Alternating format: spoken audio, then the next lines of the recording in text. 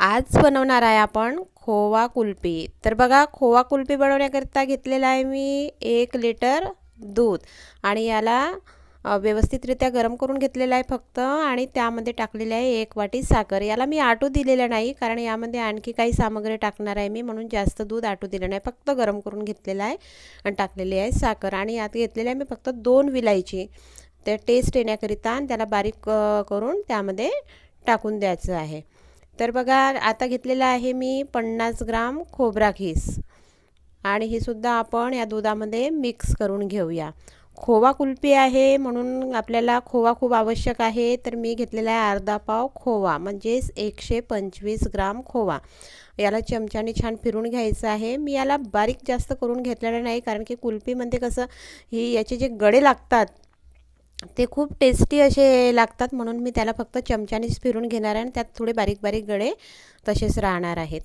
आणि बघा, यामध्ये टाकायला घेतलेला आहे मी अर्धा पाव दूध पावडर, म्हणजेच 125 ग्राम। तर ते आपण दूध पावडर यामध्ये मिक्स करून घ्यायचं आणि याला एकजीव करून घ्यायचं आणि थोडं 10 मिनिट शिजू द्यायचं आहे याला।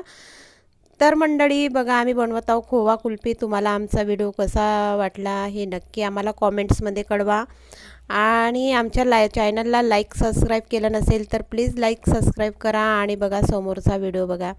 तर बघा, हे दूध एकदम छान झालेलं आहे, गाढं गाढं आलेलं आहे। तर आता याला मी 10 मिनिट थंड व्हायला ठेवून देणार आहे। 10 मिनिट थंड झाल्यानंतर आपण याला आईस्क्रीम पॉटमध्ये काढून घ्यायचं आहे। तर बघा, आपलं दूध झालेलं आहे थंड, आणि आता मी यामध्ये काढून घेत आहे। तर बघा, किती छान यामध्ये गडे दिसत आहे, बघा ते खोव्याचे गडे आहेत आणि काही खोबरा खीस आहे त्यामध्ये, म्हणून या पद्धतीने ते दूध दिसत आहे आपल्याला। आणि आता हे ठेवून देणार आहे मी फ्रीझरमध्ये 6 तासाकरिता।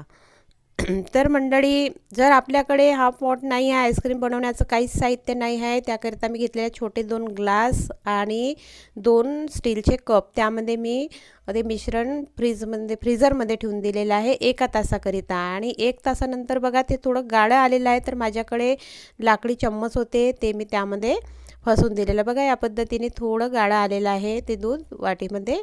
आणि आता याला 6 तासाकरिता आपल्याला ठेवायचं आहे फ्रीझरमध्ये। तर बघा, 6 तास पूर्ण झालेले आहे, आणि आता मी एका कोपरमध्ये घेतलेलं आहे पाणी, आणि त्या पाण्यामध्ये थोडं 1च मिनिट ठेवायचं आहे। आणि बघा, या पद्धतीने आपल्याला ही कुल्फी काढून घ्यायची आहे। तर बघा, अशी एकदम सहजरित्या निघेल। आणि बघा, यावर किती छान खोबरा खीस आणि जे खोवा आहे बघा, ते सुद्धा किती सुंदर उमटलेलं दिसत आहे। तर या पद्धतीने तयार झाली आपली खोवा कुल्फी।